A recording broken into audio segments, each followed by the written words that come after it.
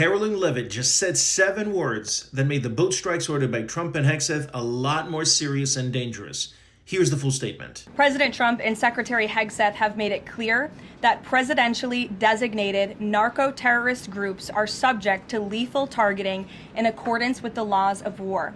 With respect to the strikes in question on September 2nd, Secretary Hegseth authorized Admiral Bradley to conduct these kinetic strikes. Admiral Bradley worked well within his authority and the law, directing the engagement to ensure the boat was destroyed and the threat to the United States of America was. Those 7 words are in accordance with the laws of war. That statement is not only dangerously wrong, but it also pigeonholes the United States and exposes the government to allegations of war crimes, creating potentially huge geopolitical consequences. Because by issuing this statement, the White House is now saying everything that happened to that boat, to those people, we did it under the laws that govern war, which means that ordinary criminal law is out the window, and those actions are now judged based on the War Crimes Act and the Geneva Conventions just to name 2. And I will do a deep dive on my Substack, but for now, to give you a measure of how dangerously incompetent these people are, consider these 3 things. Number 1, the White House is absurdly likening narco trafficking to a war, and that's just not the case. There's no basis under federal or international law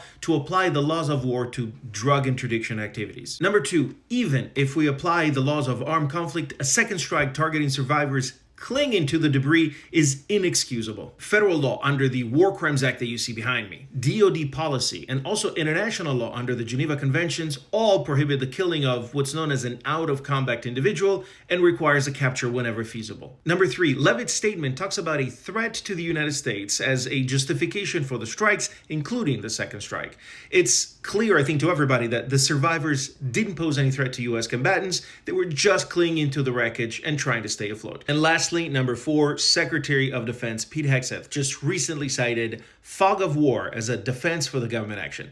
This is not only indefensible, but it's truly ridiculous. And I'll do a Substack deep dive on the fog of war and its concept, but what you need to know is that fog of war is not a defense for war crimes, especially when a second strike is involved, because chain of command is necessary in that instance. This is not a light matter, and the White House decided to send an ill-equipped amateur to try to explain to the world why the White House and the Pentagon are justified in what amounts to a crime of war. At the end of the day, this is another measure of the incompetence that reigns in the executive and the reckless disregard that the Trump administration has for the law and for human lives, both domestically and internationally.